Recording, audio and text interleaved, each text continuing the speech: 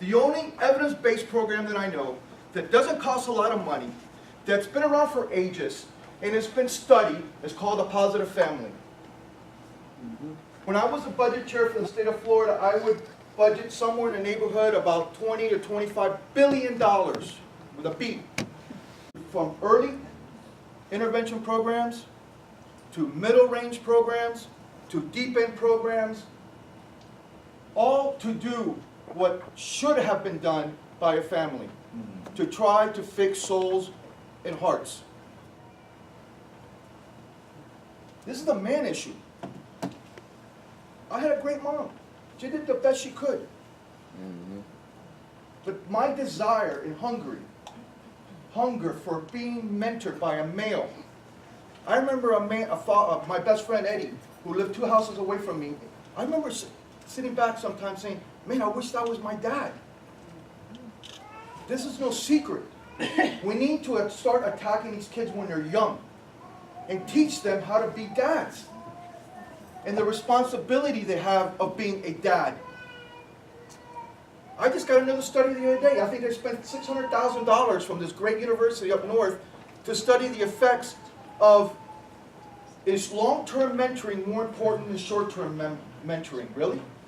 That's right.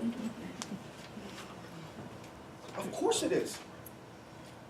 Is short-term mentoring cause more havoc, more heart, more damage than long-term mentoring? Yeah? Of course it does. It's like telling people, listen, don't get divorced because the divorce rate is so high. Don't get married. Why? Because you know what? You might cause more damage to your kids. You've got to take that risk. And I'll tell you the problem. And I pulled the numbers up because as a former legislator, I have that ability.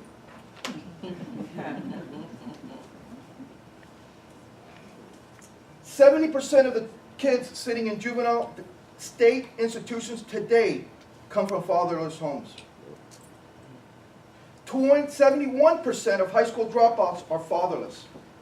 72% of adolescent murderers in our system today are fatherless. 60% of the boys in our system today, this morning, have been convicted of rape. 85% of men sitting in our prison today, at a number of 83,000, 85% come from fatherless homes. This is an epidemic.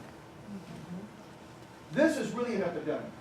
Unless we start teaching these boys how to become men in our schools. There should be a parenting class in every high school. Every high school. And the thing to highlight, we have a reactive system.